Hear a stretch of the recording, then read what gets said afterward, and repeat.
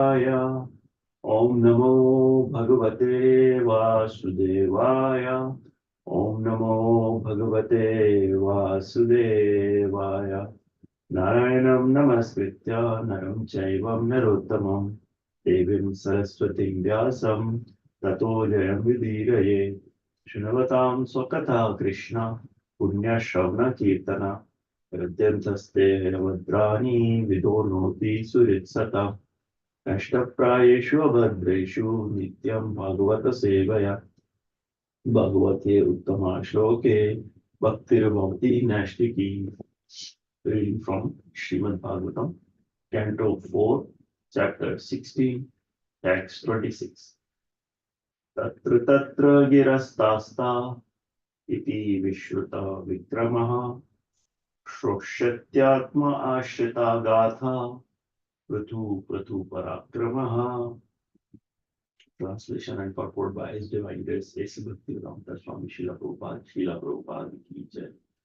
In this way, when the chivalrous activities of King Prathu came to be known to the people in general, King Prathu will always hear about himself and his uniquely powerful activities. Purport: to artificially advertise oneself and thus enjoy a so-called reputation is kind of conceit.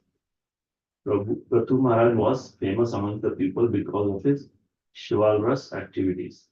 He did not have to advertise himself artificially. One's factual reputation cannot be covered. Text 27. Disho vijityat pratiruddha chakraha swatejasotapatil lokashalyaha surasturendra rupa giyamana anubhavo bhavita patirbuvaha.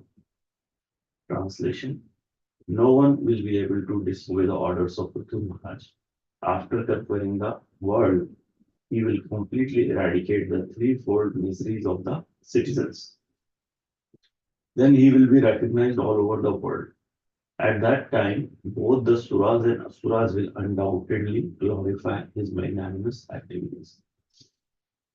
Purport: at the time of Maharaj Prithu, the world was ruled by one emperor, although there were many subordinate states. Just as there are many United States in various parts of the world, in olden days the entire world was ruled through many states. But there was a supreme emperor who ruled all over the subsidiary states. As soon as there were some discrepancies in the maintenance of Varnashram Dharma, the emperor would immediately take charge of the small states. The word Utpatita Lokasalya indicates that Maharaj Prithu completely uprooted all the miseries of his citizens. The word Salya means piercing thorns. There are many kinds of miserable thorns that pierce the citizen of a state, but all competent rulers, even up to the reign of Maharaj Yudhishthira, uprooted all the miserable conditions of the citizens. It is stated that during the reign of Maharaj Yudhishthira, there did not even exist severe cold or scorching heat, nor did the citizens suffer from any kind of mental anxiety. This is the standard of good government. Such a peaceful and prosperous government, devoid of anxiety, was established by Prithu Maharaj. Thus, the inhabitants of both saintly and demonic planets were all engaged in glorifying the activities of Maharaj Prithu. Person or nations anxious to spread their influence all over the world should consider this point. If one is able to eradicate completely the threefold miseries of the citizen, he should aspire to rule the world. One should not aspire to rule for any political or diplomatic consideration. End of purport. नमो विष्णुपादाय कृष्णपृष्ठाय भूतले श्रीमते भक्तिवेदान्ता स्वामिन् इति नामिने नमस्ते सरस्वती देवे गौरवाणी प्रचारिणे निर्विशेषा शून्यवादी पाश्चात्य देशतारिणी जय श्री कृष्ण चैतन्य प्रभु नित्यानंद श्री अद्वैत गदाधरा श्रीवासदि गौर भक्तवृंद हरे Krishna Krishna Krishna Hare Hare Hare Ram Ram Ram Hare Hare May seek the blessings of all the assembled Vaishnavas so that I can use today's lecture to purify myself. Thank you very much for giving me this opportunity to purify myself. Now I'm going to read from a lecture given by His Grace Vedant Chaitanya Prabhu from ISKCON Hyderabad. These are the last two verses in this chapter and conclusion given by the professional reciters. They're saying that no one will be able to disobey the orders of Prithu Maharaj. He will be the emperor of the whole world. Srila Prabhupada has described the system of governance in ancient India. There used to be only one king and many subordinate states. These subordinate states will faithfully follow the king.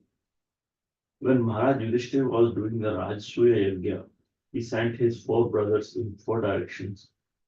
These four brothers were going and conquering different states. Actually, there was no need to conquer, as the kings were naturally and faithfully subjecting themselves to Maharaj Yudhishthira because of his beautiful qualities. So revolution comes when the king is cruel. Yudhishthira Maharaj was a powerful king because of his virtuous spirit, not his chivalrous spirit. He was standing on the principles of Dharma and became a powerful king. His brothers were very chivalrous. In this way, the combination of chivalrous spirit controlled by virtuousness made this kingdom so powerful. Srila Prabhupada is commenting in the purport that the emperor will rule and subordinate kings will rule the smaller state. So this is possible by following Varnashram Dharma. So Varnashram Dharma is doing the natural obedience to different classes. For example, Shudra will be subordinate to Vaishyas. Vaishyas will give taxes out of affection to the king. And the king will be naturally obedient to the Brahmins. Natural obedience is extracted by displaying these qualities of different varnas and ashrams. Everything is controlled by emperors who follow the rules and regulations of scriptures. But present day government is totally different. If there is a proper governance, then no one will be able to disobey the orders of Prithu Maharaj. And here it's mentioned that he will eradicate the threefold miseries of the whole world. This is a pretty bold statement. We are not even able to eradicate the miseries of our family members. Then what to talk about doing it for the whole world? Threefold miseries are Adhyatmik, Adi Bhautik, and Adi Devik kleshas. Adhyatmik kleshas arise because of one's own mind, body, and senses. We go through different miseries because of different diseases and mental anxieties. Why do we go through different diseases? It is the result of improper diet and lifestyle. And the mental anxieties are the result of lust and greed. When the representative of the Lord rules as an emperor, such over greediness to accumulate things will stop. People feel satisfied and sheltered. When Maharaj Prithu was ruling, both the Suras and Asuras will glorify him. Now the question is, how is that possible? Well, Suras are happy because a God consciousness person is ruling and that mentality is prevalent. Asuras are happy because the material prosperity is there. So we can see that spiritual and material prosperities are not mutually exclusive. If you focus on spiritual prosperity, material prosperity will follow. Because the king has a great personality, material prosperity will come. Also, there were no Adi Bhautik Klesha because the state is free of thieves and rogues and state is kept very clean and tidy. So no diseases also. Everyone has their own place. They won't bother each other. Even devatas are very careful in supplying necessities. Prithu Maharaj was so powerful that he commanded respect of all the devatas. So no Adi Devik Klesha also. When Lord Ramchandra uh, was going to fight with Ravana, and we know that Vibhishana defected Lanka and took shelter of Lord Ramchandra. So after meeting him, Lord Ramchandra installed him as the king of Lanka. So some people asked him, uh, you have already declared him the king of Lanka. Now, if Ravana surrenders to you, what will you do? What kingdom will you give him? So Lord Ramachandra said, I will give him uh, the rule of Ayodhya. Then the people said, well, Ayodhya is being ruled by King Bharat right now. So what will you give to King Bharat? So Lord Rama said, I will give him the kingdom of Vaikuntha. Then they said, if you will give him kingdom of Vaikuntha, where will you go? So Lord Ramachandra said, I will live in the heart of my devotees. So that was the spirit. That was the mentality of saintly kings.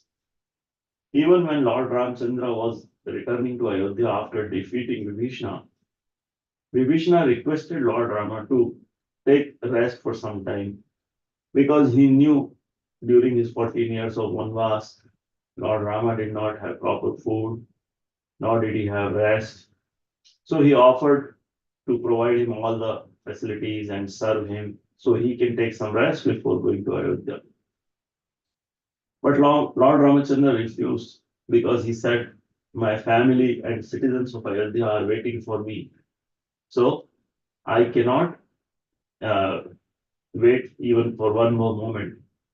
Seeing this, all the devatas came to bless him and they asked to give some benediction. So Lord Ramachandra said, I want all the monkeys who were killed in the war to be brought back to life. And then they were brought back to life. And after this, they onboarded the Pushpak Vimana and they left for Ayodhya. Lord Rama was showing Mother Sita various places he did his pastimes and where he killed Ravan and those things. And when they were going through Kishkinda, Mother Sita requested Lord Ram to take all the wives of monkeys also along. So they took all the wives of monkeys also. And this then they stopped at Bharadwaj Muni's ashram. Here, Lord Rama said to Hanuman, please go and check and inform King Bharat that I am coming. And come back and let me know if he has even a little desire to rule the kingdom. If you see any anxiety on the face of Bharat upon hearing the news of my arrival, then let me know. But of course, that was not the case. King Bharat was more than happy to have Lord Ramchandra back. So then Bharadwaj Muni asked for a blessing, and then Lord Ramchandra knew that many people are coming for his coronation. So he asked for a blessing that 20 kilometers from Ayodhya, all the fruits must give, all the trees must give abundant fruits, so that all the visitors are well fed. When Lord Rama, um, so this way we can see that uh, Lord Rama was so much um, eager to take care of uh, his people, and this is how the Ram Rajya is got the best time, best way of ruling, and this is how a ruler should be, right? So he is ready to sacrifice everything for his citizens. This is how Swayambhu Manu and Parikshit Maharaj were. So mark of good governance is that threefold miseries are uprooted. Another consideration is that five kind of living entities are happy. That is women, cow, brahmanas, old people, and children. These are generally defenseless entities. If any kingdom, in any kingdom, these five classes are not protected, then that kingdom is in chaos. Previously in Yagyas, and the demigods will personally come to receive their share of offerings. Nowadays, we see politicians are invited and powerful people are invited to big ceremonies. So they are not gods, they are demigods. Um, when there is a proper relationship between the living entities and the demigods, there is no dearth of supplies. This is the power of Prathu Maharaj. He was glorified by one and all. Nowadays, states are becoming smaller and smaller, families are becoming smaller and smaller. Politics of divide and rule is going on, which we have inherited from Britishers. The Britishers didn't come to India to teach us culture, but to plunder us. That time, Indian politicians who were in politics were there to serve people. Nowadays, we see plunderers to come to politics. It is a big business. You invest millions in running for election, and you can earn many times of that money when you get in power. And these people give some subsidies or freebies to poor people to keep them silent, just like a dog is thrown some biscuits to keep quiet. Instead of ruling the world per the spiritual principles, today we are being ruled with the material principles, where everybody wants to benefit as much as possible. So before aspiring to rule, we should remember that we should be complete well wishers of people and we should be able to take care of them to the extent that we can free them from the threefold miseries. Then and only you will get the complete obedience from them. With this, I would like to end. Please forgive me for any shortcomings. Mancha kalpatrupyascha kripa sindhubhya